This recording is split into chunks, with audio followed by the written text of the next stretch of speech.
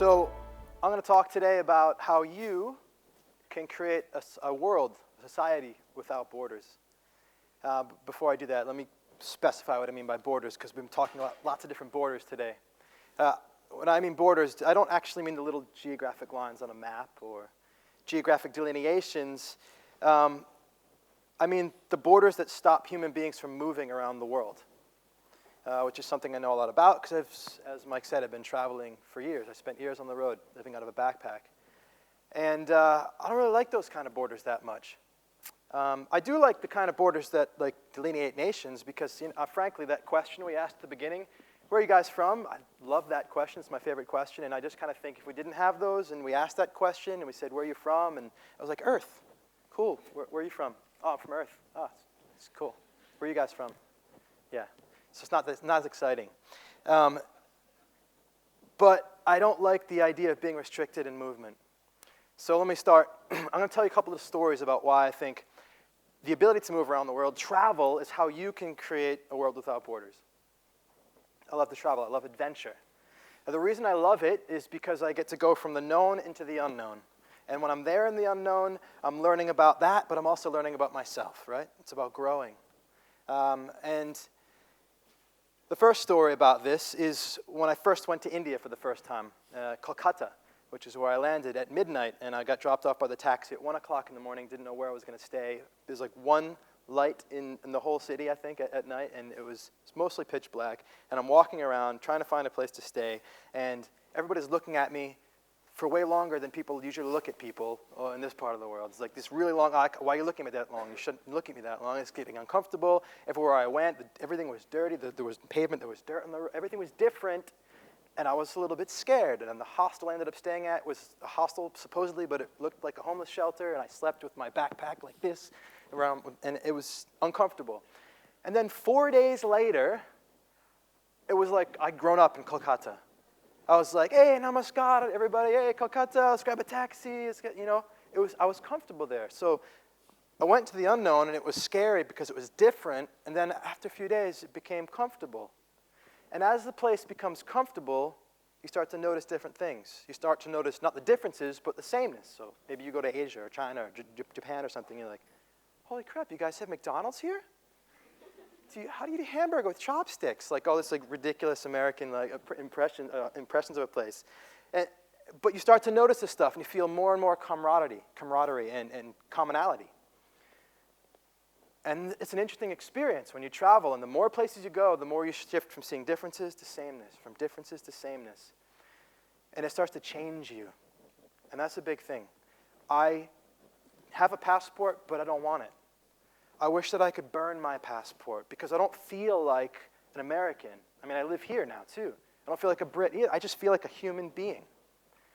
And that's a big thing for me, right? So if everybody traveled as much as I did, why would we need borders? Nobody cares about nations. But there's another side to it. It's not just about me traveling and my experience. And I was in Egypt in 2006 with my girlfriend at the time, and we were traveling, and through some friends of friends, we met a family, an Egyptian family. And they took us out in the Nile, the father, his son, and his couple of daughters. And we had a big feast. It was kind of a little rickety boat with like a tree trunk as a mast and like a bed sheet as a sail. I mean, it was like, is this thing going to float? And then, we were hanging out all day. I had this big feast of oranges and bananas. Really lovely. And throughout the day, we were talking with the family and laughing, trying to communicate because they didn't really speak much English. My girlfriend spoke a little bit of Arabic. And we were laughing about what was the same, what was different, the clothes, the way we spoke. And later that night, we went to their house, and they made us dinner. And it was really fun to try to explain what vegetarian meat meant. And then all the meat came out. It's like, well, actually, we meant we used to be vegetarian because tonight we're just going to eat this. This wasn't working out, communicating. And I remember the way, how the girls were in the bedroom, but the guys couldn't go in there. And there's like all these different little things. And I remember there's a sink in the living room. And I remember washing my hands just before dinner. And the girls looking at me and chuckling and laughing. And I was like, what are they laughing at? And then they washed their hands, and they did it different. They kind of did it like this, where I did it like that. And they thought that was so funny. And then at dinner, during dinner, we were kind of talking. And then the girl who was about 14, and she had been really staring at me the whole day with those big brown eyes. It was like hypnotic. And then she said something in Arabic, and everybody went, "Whoa, it's quiet." And I was like, "Whoa, what happened? What'd she say?" And my girlfriend was like, "No, nothing." She's like, "Whoa, that was bad." And I was like, "Okay, well, what did she say?" And she said, "Well, if he's so nice, how can he be an American?"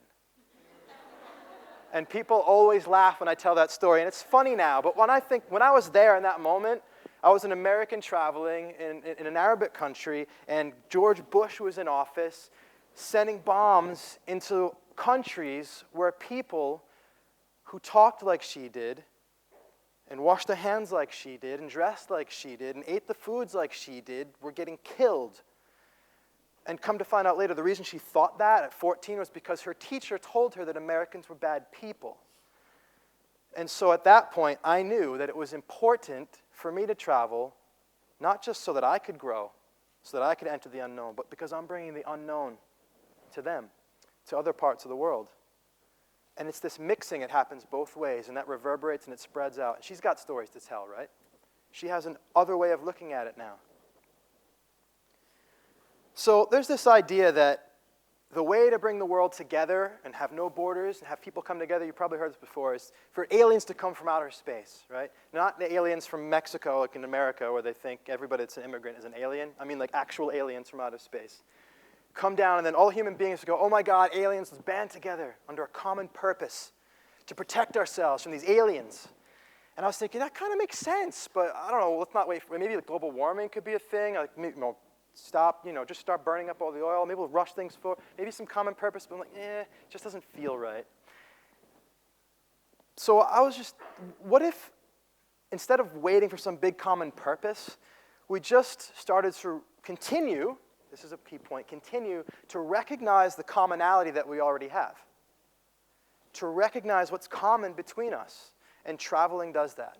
By mixing and moving around the world, you start to see what's the same between you and other people. You start to feel more like a human being than you do a Brit or an American or Ugandan or wherever your nationality is.